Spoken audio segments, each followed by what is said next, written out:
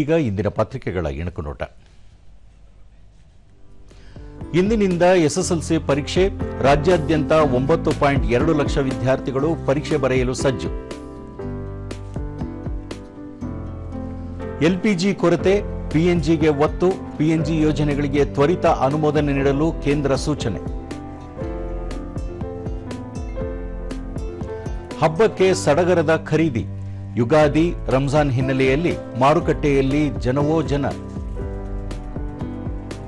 ಹೊಸ ಪ್ರೀಮಿಯಂ ಸೇವೆ ಆರಂಭಿಸಿದ ಅಂಚೆ. 24 ಸ್ಪೀಡ್ ಪೋಸ್ಟ್, 48 ಸ್ಪೀಡ್ ಪೋಸ್ಟ್ ಹೊಸ ಕೊರಿಯರ್ ಸೇವೆ ಆರಂಭ. ಚೀಫ್ ಪೋಸ್ಟ್ ಮಾಸ್ಟರ್ ಚಾಲನೆ. ಇನ್ನೂ 4 ದಿನ ಮಳೆ. ಹಲವೆಡೆ ಆಲಿಕಲ್ಲು ಆರ್ಭಟ. ತಂಪಾದ ರಾಜ್ಯ. ಇವು ಇಂದಿನ ಪತ್ರಿಕೆಗಳ ಪ್ರಮುಖ ಸುದ್ದಿ. ಉಳಿದಂತೆ ಬೆಂಗಳೂರು ಹೈದರಾಬಾದ್ ಹೆದ್ದಾರಿ ಶೀಘ್ರ ದಶಪಥ.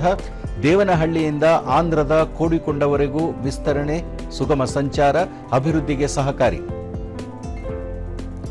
ಅಕ್ಷಯ ಪಾತ್ರದ 500ನೇ ಕೋಟಿ ಊಟ ಬಡಿಸಿದ ರಾಷ್ಟ್ರಪತಿ. ಇಸ್ಕಾನ್ನ ಅಕ್ಷಯ ಪಾತ್ರ ಕಾರ್ಯ ಶ್ಲಾಘಿಸಿದ ರಾಷ್ಟ್ರಪತಿ ಮುರ್ಮು. ರಾಷ್ಟ್ರಪತಿ ಭವನದಲ್ಲಿ ಸಂಸ್ಥೆಯ ರಜತ ಮಹೋತ್ಸವ. ಕನ್ನಡಿಗರ ಆಕ್ರೋಶ. ರೈಲ್ವೆ ಪರೀಕ್ಷೆ ಮುಂದೂಡಿಕೆ. ಕನ್ನಡ ಬಿಟ್ಟು ಹಿಂದಿ, ಇಂಗ್ಲಿಷ್ನಲ್ಲಿ ಮುಂಬಡ್ತಿ ಪರೀಕ್ಷೆ. ಇದರ ವಿರುದ್ಧ ಹೋರಾಟಕ್ಕೆ ಮಣಿದ ರೈಲ್ವೆ ಇಲಾಖೆ.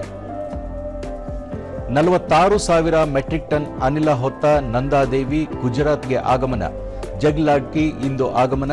ಶಿವಾಲಿಕ್ ಶೀಘ್ರ ಮಂಗಳೂರಿಗೆ. ಸರ್ಕಾರಿ ಆಸ್ಪತ್ರೆಗಳಲ್ಲಿ ಔಷಧಿ ಕೊರತೆ ಇಲ್ಲ. ಸಚಿವ ದಿನೇಶ್ ಗುಂಡೂರಾವ್.